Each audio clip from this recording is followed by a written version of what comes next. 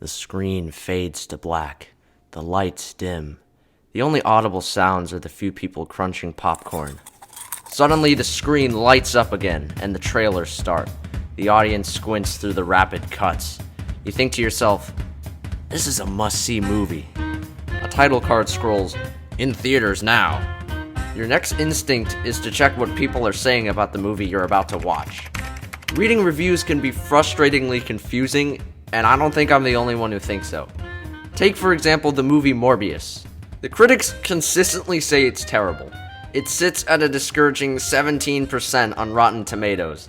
But then you look at the audience score, and it gets a glowing 71%. What's going on here? You see that some audience members agree with the critics. Others go against the consensus. Then you see a review that gives the movie a 10 out of 10. It says, the best movie made in history, and every alpha male out there agrees. The betas can continue hating this movie. This is an actual review. I'm not making this up. Then you see another review that says, truly, a definitive masterpiece, peak of fiction, height of cinema, 11 out of 10. With sites like Rotten Tomatoes becoming more influential on the filmmaking industry now more than ever, contradictory reviews like these can confuse the everyday person who's simply trying to see whether a movie is worth watching or not.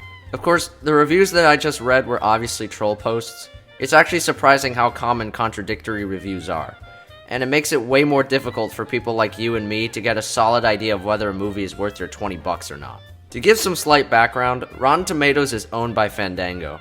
It's a collection of opinions on movies both new and old. The site uses a percentage system based on who likes the movie and who doesn't. People rate a movie out of 5 stars, write a sentence or two about it, and then the site takes all of the star ratings and then averages them out. Normally, audience scores and critic scores are similar, but there's never a collective agreement between the two. To sum it up, critics are looking for artistic vision in films, stuff like the craft, the cinematography, the direction, the choreography, and the message of the film. This contrasts with what regular audiences are looking for, which is to be entertained for around 2 hours before moving on with their lives. This is why certain movies like Godzilla, King of the Monsters, a movie that's entirely focused on 300-foot animals smashing into each other and destroying buildings, is given a 42% by critics and 83% by casual audiences.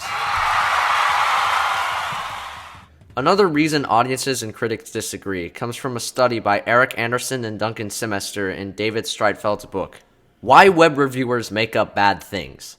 They found that most fans who reviewed their favorite products tended to take new additions to the product line personally.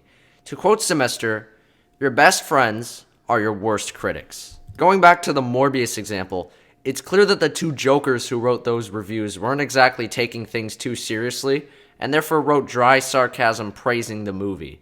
Meanwhile, the uber-sophisticated critics gave a detailed analysis of which parts of the movie did not work, that nobody cares about. However, it is important to remember that movies are art, and art is subjective. It's definitely true that everybody is looking for something different in the movies they watch, and it is therefore impossible to appeal to everybody that watches the movie.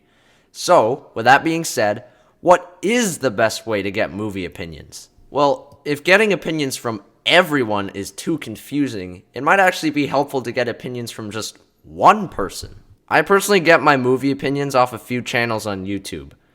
Some of these people include Cosmonaut Variety Hour and Captain Midnight. The reason I trust these channels more than sites like Rotten Tomatoes is because I hear only from one person who has their own unique taste. Basically, I'm familiar with these people and their opinions. I know what they look for in movies and which of those things align with my opinion. Of course, I can disagree with them, but disagreeing with one guy is way better than being overwhelmed with vastly different opinions from thousands of anonymous people. If you really don't want to leave Rotten Tomatoes, another good way to get detailed opinions is to check the individual reviews that Rotten Tomatoes collects. There's a link next to each review in the critics section that takes you to the original article they wrote about the film. Reading these full articles can be helpful. Rather than seeing what is on the surface level, it's then easier to understand the complexity of their opinion.